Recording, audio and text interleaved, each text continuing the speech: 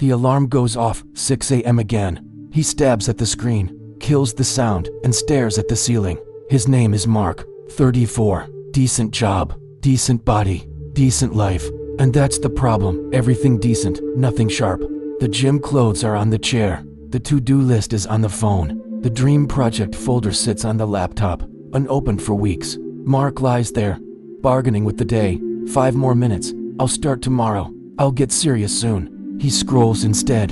Short videos, news messages, 30 minutes gone. No battle, no blood, just quiet surrender. He doesn't say it out loud, but every morning, the same sentence repeats in his chest. I'm wasting my life, and I can't stop. The hidden enemy: comfort, distraction, and the soft death. Guys like Mark mistake hard work for what they are really afraid of. They are afraid of failure, afraid of the consequences, afraid to choose and get judged on the results. So they stay in the gray zone, half in, half out, forever preparing, never fully committing. Modern life makes it really easy. Infinite scrolling, infinite options, infinite escapes. You tell yourself you're researching, waiting for the right time, getting mentally ready, but beneath the excuses is a tight, constant anxiety. What if I try and I'm not good enough? What if I go all in and still lose? What if people see me fail? That fear freezes you. You delay the hard conversation. You skip the workout. You avoid the deep work. You die in tiny, polite pieces, one postponed decision at a time.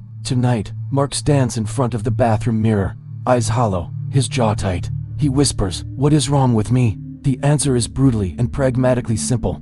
Nothing is wrong with his body. The war is in his relationship with death and with failure. The samurai secret: choosing your death at dawn. 3 centuries ago, the samurai of Japan walked with death at their side. In Hagakure, there is a line: meditation on inevitable death should be performed daily, every day. Without fail, one should consider himself as dead. That sounds morbid to a soft modern mind, but for a warrior, it was a weapon. Here's the core.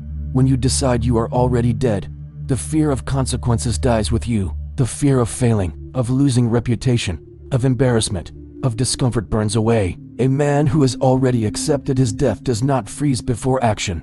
Choosing your death each morning is not about wanting to die. It is about killing the version of you that's terrified of consequence. It is a tactical deletion of fear. Today your comfort dies. Today your excuses die. Today your fantasy future where you might become disciplined if everything aligns, that future dies. You stop negotiating with tomorrow. You act like a man on his final day, with nothing left to protect and everything to prove in this one sunrise. The science.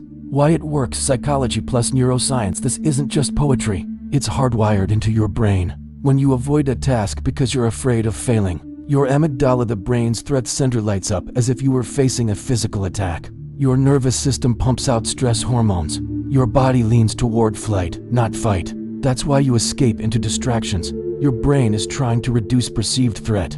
The problem isn't the task. It's the meaning you've attached to the outcome. If I fail, I'm worthless. If I fail, I'm exposed. Consequence fear hijacks your focus. Now enter the death meditation. Psychologists call a related concept mortality salience, awareness of death. When faced in a controlled way, it shifts attention to core values and reduces pettiness. Neurologically, when you repeatedly accept the worst-case scenario: I lose, I'm judged, I'm laughed at, I die anyway, you strip those outcomes of their power. The prefrontal cortex, which handles planning and discipline, regains control over the amygdala's panic. Instead of, if I fail, I die, the script becomes, I'm already dead. Failing is just data. You turn fear of failure from a paralyzing force into a directional one. I will not fail by inaction. I will not fail by cowardice. If I go down, I go down swinging. That identity-based decision anchors willpower far more strongly than motivation ever could.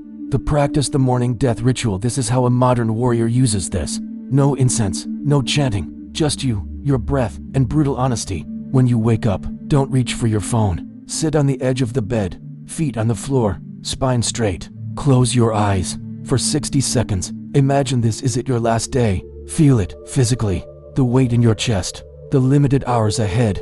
Then say to yourself, slowly, with conviction, today, I am already dead. My comfort is dead. My excuses are dead. My fear of looking weak is dead. I have one day to live like a warrior.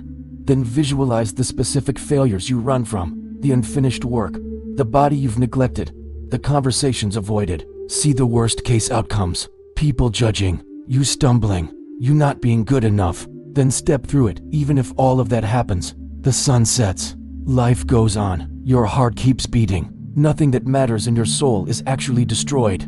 By choosing that death in advance, you move it from something stalking you in the shadows into something you already shook hands with. Finally, choose your battlefield for the day.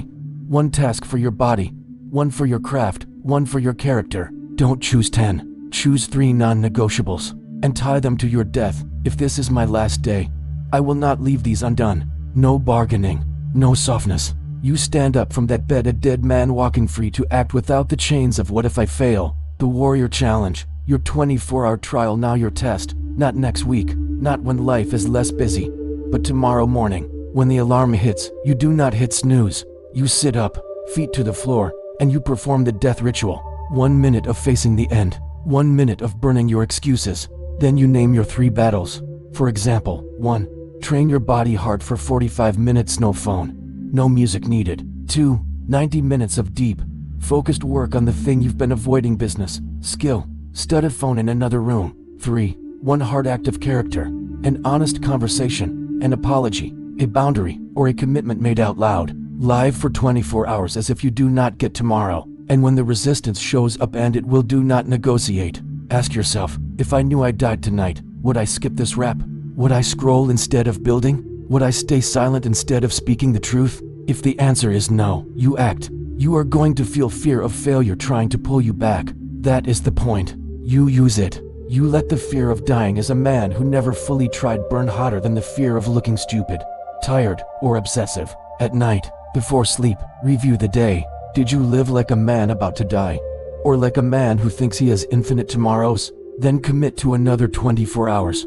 This is not a spectator's channel. It's for men who feel half awake and know there must be more. If you felt something in your chest stir during this video, that's the part of you still alive, still hungry, still capable of becoming dangerous in the best possible way. Do not let it go back to sleep. Here, we study the old codes of the samurai, the warrior monks, the disciplined killers of comfort, and forge them into tools for the modern man. No fluff, no feel-good lies, only frameworks that you can use to build discipline, crush distraction, and harden your mind. If you're ready to train with a brotherhood of men choosing their death each morning and their battle each day, hit subscribe now. Turn on notifications so you don't drift back into the noise. Then take the 24-hour trial and drop your results in the comments.